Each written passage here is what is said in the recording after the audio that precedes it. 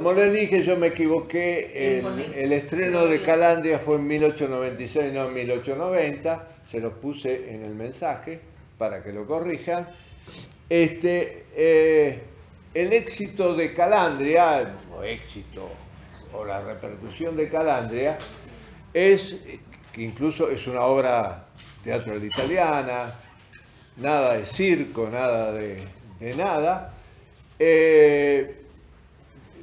No se mantiene demasiado y los podestas siguen sin tener material, no tienen obra.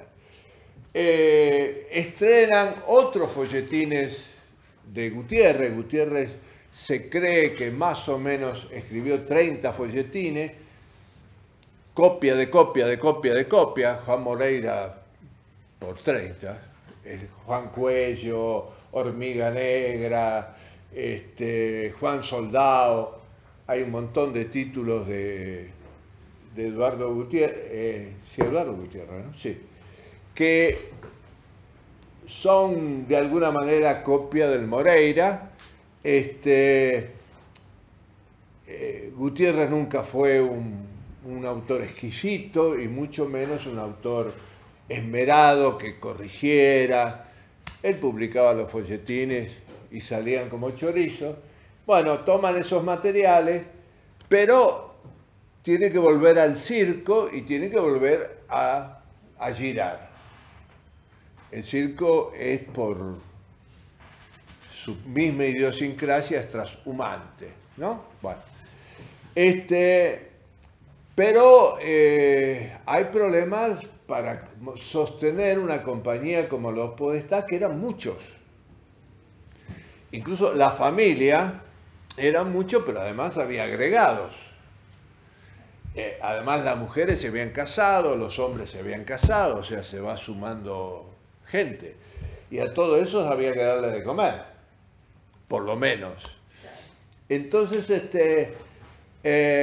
algunos incluso se separan temporariamente y van a trabajar con compañías extranjeras. Las compañías extranjeras les va bastante bien. Por supuesto, ellos van a trabajar a compañías españolas por el tema del idioma. Pero en general a las francesas, a las italianas le va bastante bien en Buenos Aires. Y entonces deciden hacer una especie de acto final. Y en 1900, exactamente en 1900, hacen una representación de Calandria, una temporadita de Calandria, para despedirse la compañía Podestá Scotti, y se separan en dos ramas. Hacen la representación esa donde todos tenían personaje y después de eso se separan. Pepe Podestá va al Apolo, que si alguna vez leen su libro de memoria que se llama Medio siglo de farándula, ¿sí? ¿Sí? Sí, lo dijiste un par de veces. Bueno, Medio siglo de farándula, dice que cuando llegaron al Apolo, el Apolo, según él, se lo alquilaban por muy poca guita, porque estaba abandonado, nadie sabía qué hacer con el Apolo, y además cuando llegan entre las endijas del escenario de plantitas, bueno. Eso ya funcionaba como un teatro anteriormente. Sí, funcionaba, pero mal, digamos. Y Jerónimo Podestá, la otra rama, se va al Teatro La Comedia, que era un teatro que estaba donde ahora está lo que era el Mercado del Plata, que para ustedes el Mercado del Plata debe ser, yo lo conocí de todas maneras, ese edificio grandote que está en Carlos Pellegrini entre Sarmiento y Perón, celeste. Bueno, ahí estaba La Comedia. Lo de Jerónimo es ha sido muy poco transitado. los historiadores no le han dado mucha pelota, se sabe bastante poco de lo que hizo, entre otras cosas porque no escribió nada sobre él. De Pepe se conoce más porque Pepe escribió estas memorias, que por otra parte, si ustedes leen la versión que tiene un prólogo de Pelletieri, el prólogo de Pelletieri es exacto, me parece una de las mejores cosas que escribió Pelletieri, porque las memorias de Pepe están escritas en 1930, cuando su estrella se estaba apagando y ya se lo desconocía como pionero. Entonces él trata de reconquistar ese lugar, porque además está en litigio con los herederos de Gutiérrez, que le discuten la propiedad intelectual de Moreira y le ganan. Los derechos quedan para la familia. Pierde en 1930, Pepe Podestá pierde los derechos de Moreira. Un dinero, porque no era, porque Moreira se hacía en radio, se hacía en la campaña, todo el mundo hacía. Moreira es lo que se llama dramaturgia remanente, esa dramaturgia que no termina de morir. Bueno, y de Jerónimo se sabe muy poco. De todas maneras, Jerónimo, me adelanto, pero se los digo, en 1903 produce un acontecimiento, estrena la primera obra de Florencio Sánchez, Mi hijo el doctor. El doctor, no el doctor, el doctor. Bueno,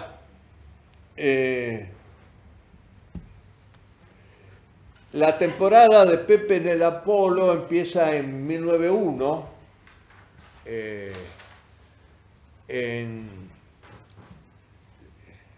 con un repertorio muy pobre, muy débil. Lo único que realmente parece ser que tuvo mucho atractivo fue lo que se entiende como la primera comedia musical de la Argentina, Ensalada Criolla. Es la primera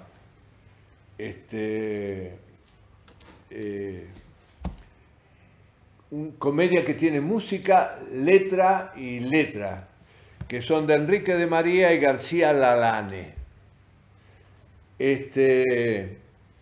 Y además intenta Pepe de internarse en temas que la crítica, que la academia siempre le dijo que no podía hacer, que eran los temas ciudadanos, o sea, abandonar la gauchesca y meterse en los temas de la ciudad, de la nueva burguesía. Estamos en tiempo en que la burguesía argentina empieza a generar su primer partido político, la Unión Cívica, que después se llama Unión Cívica Radical. Es una expresión de la clase media argentina. Ahora no. Fue una expresión de la clase media argentina.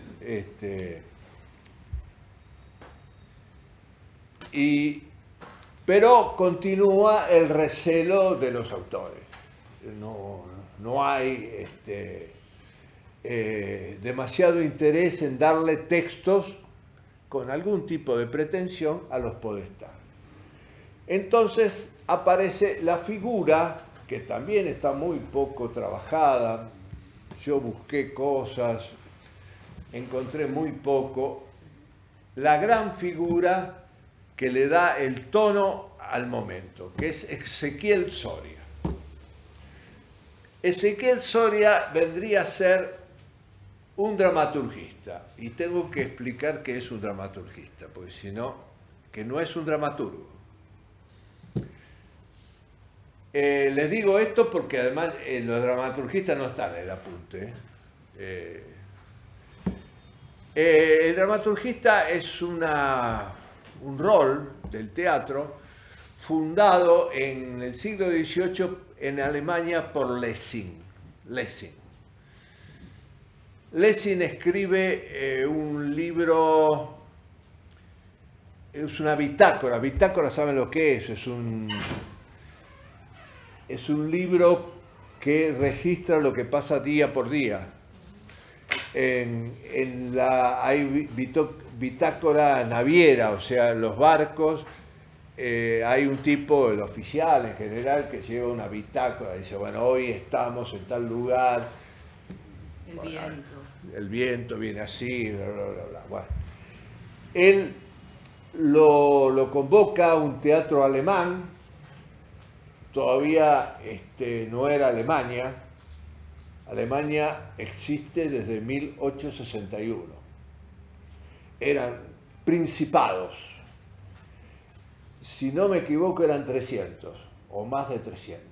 Todo, cada uno tenía un cachito. Bueno,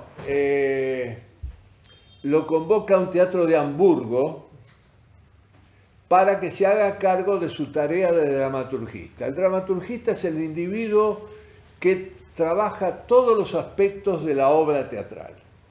Cuando digo todos los aspectos, es el que elige el director, ayuda al director a elegir el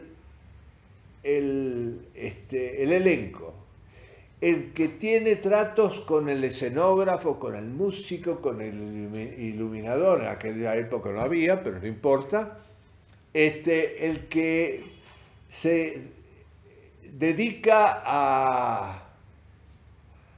a los programas, la tarea de difusión, todos los aspectos. ¿Cómo? Un asistente hoy.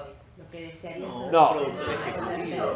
Lo que pasa es que ese rol ahora existe, pero en pedacitos. Pasa que hoy está el rol del dramaturgista, pero Claro. es más el que repone teoría para la Eso. dramaturgia, Sí, el que claro, ayuda bueno, a sí, escribir. Sí, ¿no? o el que Va, pone un eso marco, tenía entendido. claro. Como un marco teórico, Claro. poético. Sí. Los Brazo teatros de- alemanes lo siguen teniendo y los teatros franceses también. Incluso hay teatros alemanes que tienen dramaturgistas que leen hasta en chino. Pero, ¿los dramaturgistas también escriben la obra? No. Ah, ok. Acá en Argentina lo de ahora suelen anteponer un marco teórico de investigación. Entonces Sí. vos escribís esta obra, por ejemplo, Nora voy a hacer. Entonces quizás te traen algunas informaciones feministas que se están usando ahora. Claro. no Sí, sé pero qué, también se te dedica hacen pensar. al hacer el programa, se dedican... Yo en las obras que estuve, que hubo un dramaturgista, no se dedicaba a eso, ponerle a hacer el programa. Para eso estaba el asistente Bueno, sí. y el dramaturgista hacía más estas cosas más ¿Elige ligadas. el elenco? ¿Eh? ¿Elige el elenco también? No. Digo, Ayuda por ahí, Bueno. no sé si dije el digo. Acá Pero en ¿por qué Argentina. perdón que me quedé en una parte, ¿por qué lo llaman a Soria en Alemania? Porque eso o en van a Hamburgo? decir. ¿Por No, qué? a ¿Quién Soria le- no, a Lessing. A Lessing. A Lessing. Pero no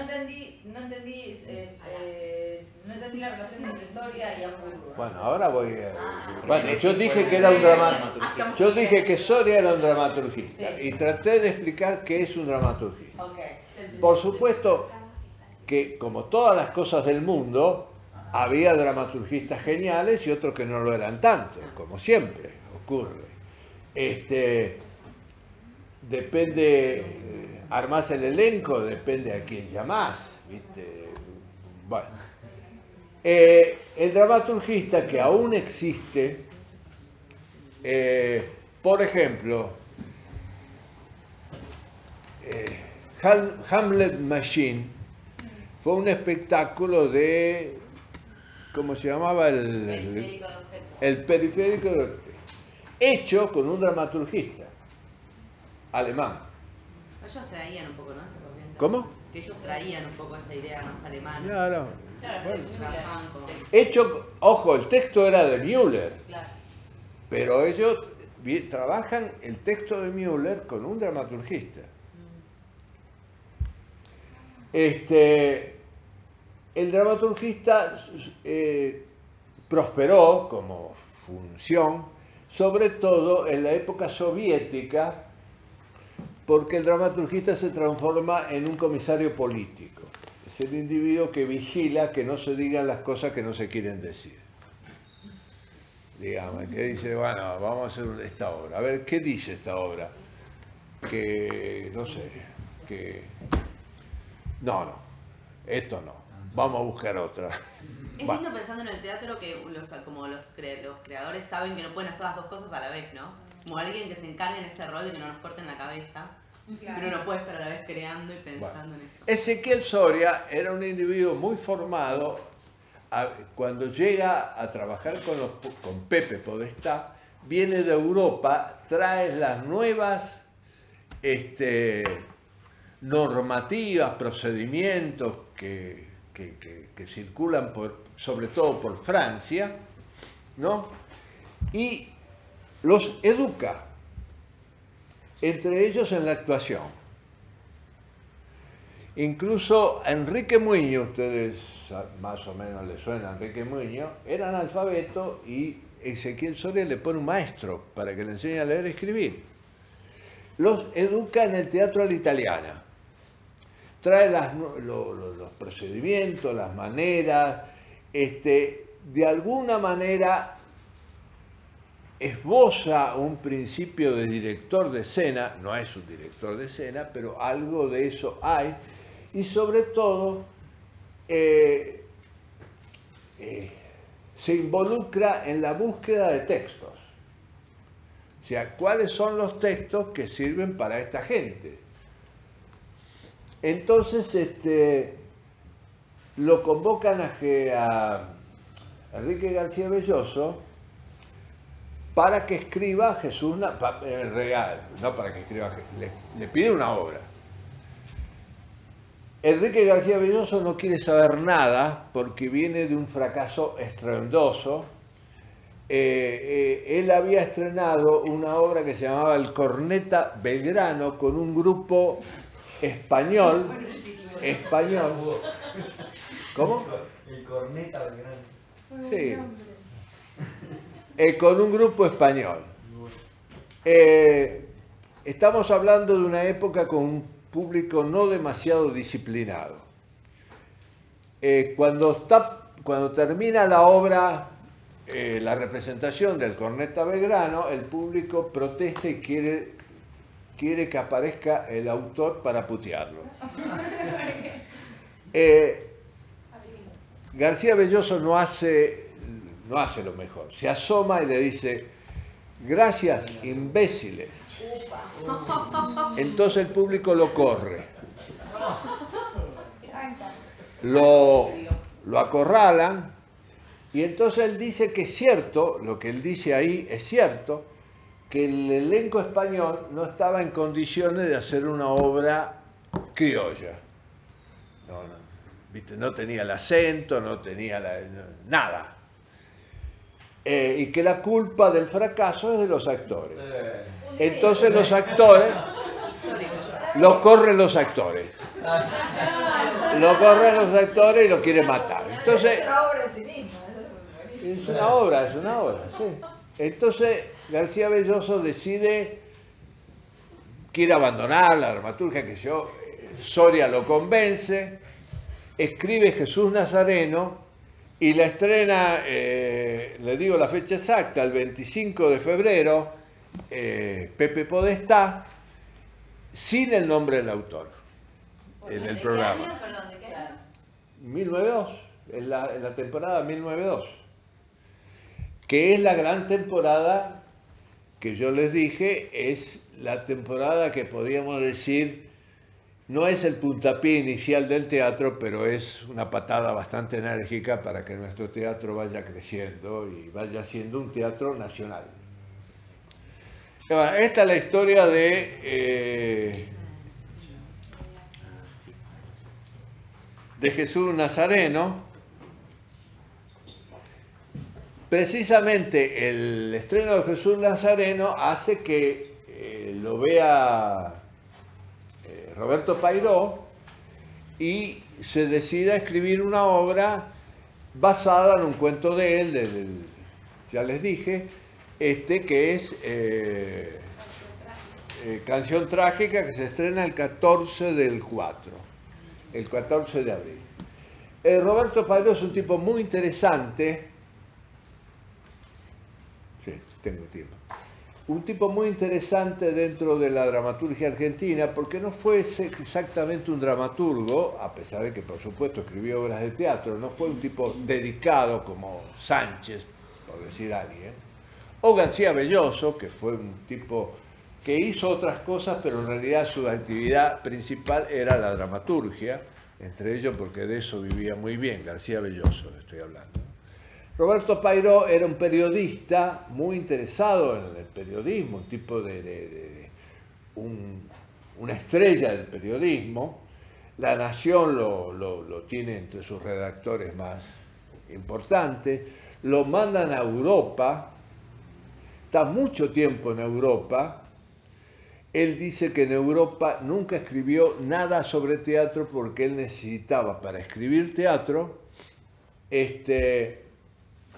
estar en contacto con su pueblo, que él no podía, estaba en Bruselas, que debe ser, no sé lo que era en aquella época, en este momento la ciudad más aburrida del mundo, en aquella época me imagino que también.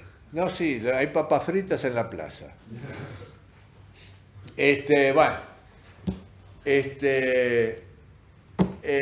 pero Pairó tiene un antecedente muy interesante, que es lo que se considera la primera obra de tesis argentina, y voy a explicar qué es una obra de tesis, que se llama Marco Severi.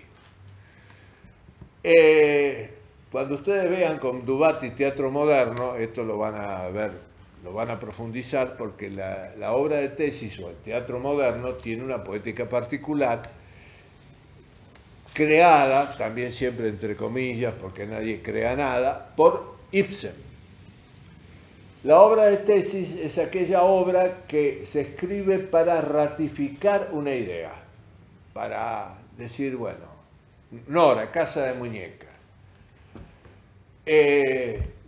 A pesar de que las feministas dicen que Nora es un canto a la libertad de la mujer, en realidad Ibsen dijo que es un canto a la libertad del hombre humanidad, que él tomó, por supuesto, no puede negar que tomó una heroína, no puede negar, pero y que eso tiñe todo. Pero él siempre ha dicho que no hablaba exactamente de la mujer, sino hablaba de la humanidad, de que el individuo, si ustedes quieren, sin género. Bueno, él es el que crea durante los últimos años del siglo XIX las obras más famosas del teatro de tesis. Cazamuñecas, Espectros, El pato salvaje, Los pilares de la sociedad y alguna que me debo estar... ¿Cómo? Un enemigo del pueblo que me estaba olvidando y alguna otra cosa por ahí. Ustedes lo van a ver con Dubati. Ibsen tiene por lo menos 3 etapas en su carrera dramatúrgica. La del medio es la del teatro de tesis, el teatro comprometido, el teatro realista, bueno, tiene muchos nombres. Supongo que Dubati le va a dar todos los nombres que eso tiene. Con una técnica muy particular que en todo caso se las explico cuando hablemos de Florencio Sánchez, porque Florencio Sánchez toma mucho de Ibsen.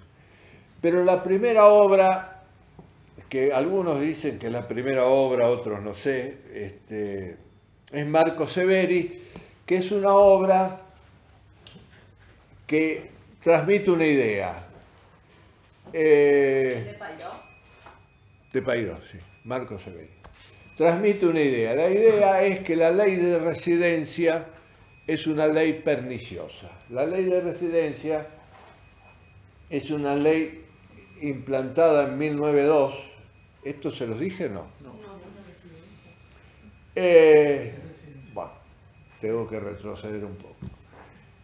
A medida que vienen los inmigrantes, vienen junto con los inmigrantes otros inmigrantes, pero que son individuos militantes.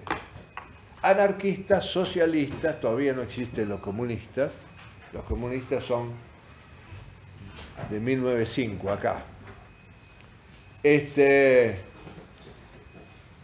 Y esos individuos empiezan a generar conciencia social entre los obreros argentinos existentes y desde ya ellos que son obreros y son los que empiezan a incentivar movimientos reivindicativos, protestas y huelgas. Término que para la generación del 80 no saben qué quiere decir. No saben qué quiere decir, porque ellos vienen de una cosa aristocrática, campesina, si ustedes quieren. ¿Qué es esto de las huelgas? ¿Cómo es esto de que quieren el domingo, descansar el domingo? ¿Cómo quieren las 8 horas? Que no se pedían las 8 horas, se pedían las 14. Wow. ¿Cuánto se trabaja? ¿Cómo se pedía? Bueno, hay una serie de acontecimientos que a la generación del 80 les preocupa mucho. La Unión Industrial, que eran tan canallas como son ahora, la Unión Industrial le pide al presidente que haga algo. Entonces hay deliberaciones, bla, bla, bla, bla, bla, bla, bla, y en 1902 Miguel Cané, el de Juvenilia, redacta la ley de residencia. La ley de residencia 1902 dice que todo individuo inmigrante, extranjero, que sea detenido en situación de huelga o de alteración del orden, va a ser expulsado a su país de origen. El tema es que muchos sobre todo los anarquistas, que si se los expulsaban, los mandaban al muere, porque ellos venían escapando de donde venían. Pero bueno, la obra de Marco Severi es esto. Critica eso. Se las cuento muy rápidamente. Hay un señor que tiene una imprenta que se llama Marco Severi, que la imprenta funciona muy bien, la relación de él con sus empleados es maravillosa, todos viven muy bien, hasta que aparece un individuo que viene de Italia, porque lo viene a detener a Marco Severi, que tenía otro nombre, porque en Italia había había cometido un delito. La obra termina bien, porque hay un juez que dice, pero escúcheme, si Marco Severi hace 20 años que vive en la Argentina, tiene hijos argentinos, tiene un matrimonio perfecto, todo bien, basta. No importa lo que Prescribió. Bueno, esta es la obra. Bueno, se puede discutir porque también se dice que Florencio Sánchez fue uno de los primeros que hizo obras de tesis. Ibsen empieza a influir acá, en 1902, 1903 empieza a influir. Ibsen es una influencia muy importante dentro de la dramaturgia. La primera mitad del siglo XX es Ibsen. Arthur Miller. Arthur Miller es Ibsen. Bueno, La piedra de escándalo. La piedra de escándalo es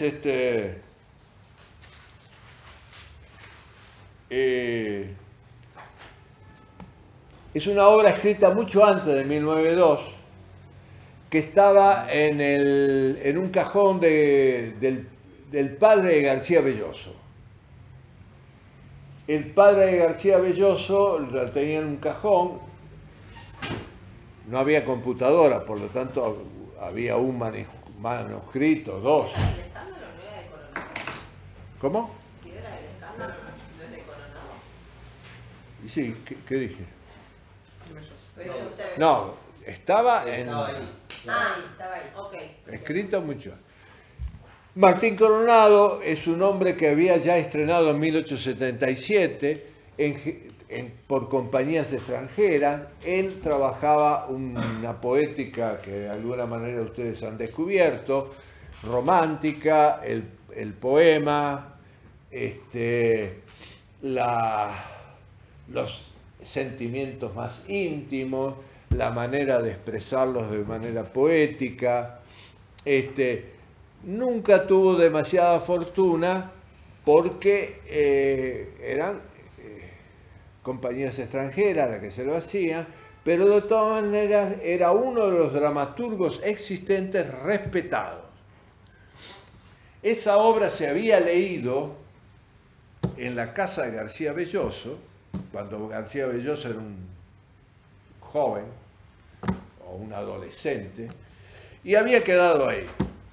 García Belloso la saca de ese cajón, se la lleva a Ezequiel Soria le gusta mucho, se la lleva a los Podestá le gusta mucho, y entonces deciden ir a hablar con Martín Coronado para que le autorice. Cuando llegan a lo de Martín Coronado, que era un señorón, un individuo rodeado de la fama y de la gloria, y le dicen, Martín Coronado casi los mata, porque dice que de ninguna manera esos cirqueros pueden hacer mi obra. Gente de circo, ¿cómo van a hacer mi obra, una obra en verso? Bueno, que no, que de ninguna manera, bla, bla, bla, bla, bla, hasta que, no sé si cuál de los dos, si Ezequiel Soria o García Belloso, le dice, mire, vamos a hacer una cosa, le mostramos un ensayo. Le mostramos un ensayo, si no le gusta, mala suerte, si le gusta, adelante. Va Martín Coronado a ver el ensayo y se convence de que... Todo bueno. Y por último, esto está muy bien relatado en otro libro casi desaparecido lamentablemente, el de García Belloso, que se llama Memorias de un hombre de teatro.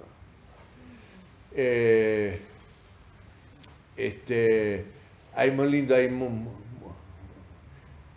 un clima de época muy linda, incluso su viaje a París, lo que cuenta de París, bueno, si alguna vez lo encuentran.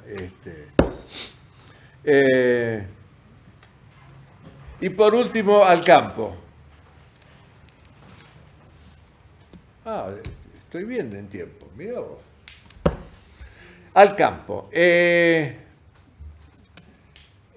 Al campo,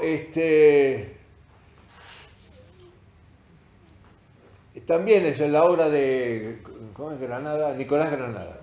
Nicolás Granada es una obra que ya se estrena dentro de un clima, exactamente la fecha, el 26 de septiembre, es la última de estas 4 obras que se estrena,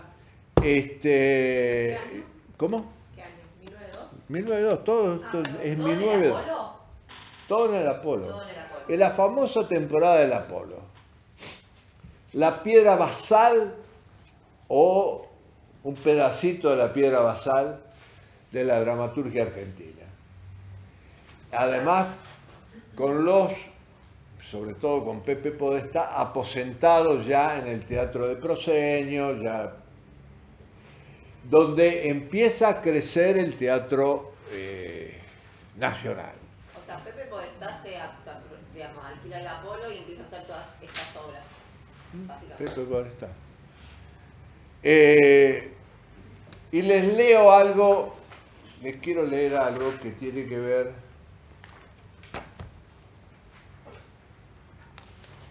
con lo que dice García Belloso acerca del abandono del circo.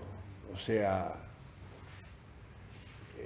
sigue habiendo circo, sigue habiendo circo que hacen primera y segunda parte, pero ya es remanente, esto va desapareciendo porque el teatro, sobre todo cuando viene el género chico, que vamos a hablar el viernes que viene, se aposenta y gana la convocatoria al público. El público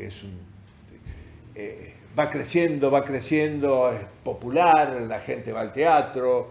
El teatro que se hace refleja lo que la gente quiere ver, pero lo que dice García Belloso es lo siguiente: a pesar de los teatros suntuosos, yo vuelvo con una ternura mis ojos hacia el circo criollo, que fue la cuna gloriosa donde nació para triunfar la dramática rioplatense.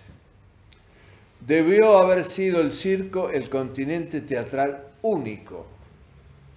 Buscamos, sin embargo, el perfeccionamiento de nuestro arte escénico en la asimilación de las formas europeas seculares. Si no hubiéramos abominado del circo, si no hubiéramos cambiado los dos sitios de acción, la pista y el tabladito, por el proscenio tradicional, hoy tendríamos la forma dramática más original del mundo. Qué cosa única, admirable de originalidad sería hoy nuestro teatro si todo el ingenio y el talento puesto al servicio de un sistema imitativo lo hubiéramos reconcentrado en expresiones dramáticas que tuvieran como sitios de la acción una pista y un tablado. Hemiciclo sin decoraciones. Digamos, si hubiéramos insistido en el circo criollo, el circo de primera y segunda parte, posiblemente hubiéramos tenido un teatro original, como los chinos tienen los japoneses tienen lo suyo, nosotros hubiéramos tenido un teatro original. Una pregunta, ¿esto del circo de primera y segunda parte no se daba en ninguna otra parte del mundo más que Sí, en Francia. Argentina? En Francia también está. Sí, Francia. Okay. Pero Se contaban historias de bandoleros. bandoleros, sí. Por supuesto que la historia contrafáctica es un ejercicio intelectual que no sirve para nada, porque... Y es claro, sí, si hubiéramos... qué sé yo, si hubiéramos... Sí, si hubiera ganado Scioli... Bueno, Nos quedamos ahí. Lo que acá no se anota es que el circo criollo fue un antecedente de algo que después el teatro independiente, que estoy hablando 1930 para acá, se obstinó en conseguir, que era sacar la representación teatral del cuadrado mágico a la italiana y llevarlo a otros espacios, entre ellos el teatro circular. Lo que hacía el circo criollo era teatro circular. ¿Ahora alguno? ¿Cómo? ¿Hay alguno ahora de teatro circular? No, semicircular, circular. Yo vi muy pocas cosas de teatro circular, en general los directores se vuelven locos. Había una sala que se dedicaba a eso exclusivamente, que ahora ha desaparecido, que manejaba Roberto Durán, me acuerdo hace muchísimos años, que hacía teatro circular. Porque claro, los directores tienen que vigilar 4 frentes. Perdón, después de Casa de Muñecas había público. Sí, de Bueno, eso yo no lo vi. Y César Brie también trabaja. ¿Cuál? Mucho. César Brie trabaja mucho rompiendo. Ah, sí, César. Viena y con Bueno. tres frentes. A mí 2 hasta 3 frentes, y además me parece re interesante porque uno ve como otra historia, si el A otro actor, espectador. ves a otro espectador y ves la espalda, todo empieza a contar, no tan frontal, ¿no? Como La sala chica del Teatro del Pueblo que nosotros teníamos ahí en Diagonal Norte tenía 3 frentes. Sí, claro. Hay una sala en el 25 de mayo que es circular. ¿Cómo? Hay una sala en el 25 de mayo que es circular, pero no la usan como circular. Ahora están haciendo la trastornada, creo. Y es. O sea, Sí, la de arriba. Claro, pero claro, no la usan. Tiene algo muy bueno de Era- la acústica. Sí. Ay, es terrible la Es Constitución. increíble. No, pero ahí arriba es como movés Sí, un el papel y 25 de se mayo es escucha, tremendo. es como miedo. Sí. Bueno, Raúl Castañino, el dueño de esto, no, para los que no saben, yo recién hoy me enteré que esto se llama Raúl Castañino, por eso digo. El edificio. Ahí hay una placa. El espacio. Raúl Castañino dice, y por ahí tenía razón, no lo sé, que si se hubiera insistido en el teatro, en el circo criollo, no hubiera habido posibilidad de que creciera la dramaturgia argentina. Que el circo criollo era limitativo a las posibilidades de la dramaturgia argentina, porque claro, los referentes eran muy pobres y la dramaturgia escrita para el teatro a la italiana tenía referentes muy ricos, tenía toda una tradición europea importantísima. No sé, no vamos a especular sobre esto, se terminó, los podestas se aposentan, Ezequiel Soria los transforma en actores y algo que me gustaría, y termino, con Alcampo, el papel de Indalecio, que tiene 56 años, lo hace Pablo Podestá, que tenía 28. Y dicen que fue una creación memorable. Dicen, no tenemos cronistas, ni crónica, ni fotos, ni nada. No fue Dubati para nada, ¿verdad? ¿Cómo? No fue Dubati. Bueno, que dice fue que una de sus tantas creaciones. Bueno, la que viene, les voy a mandar este apunte que se llama Los Podestá en el Proscenio. Vos ¿qué, te contesté a lo tuyo? Lo de la piedra de escándalo. Bueno, pasaste. contesté.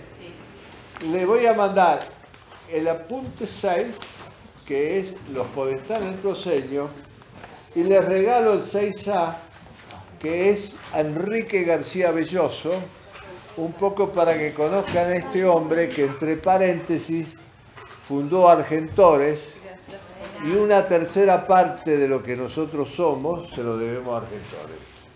Así que ¿Esos dos por mail entonces?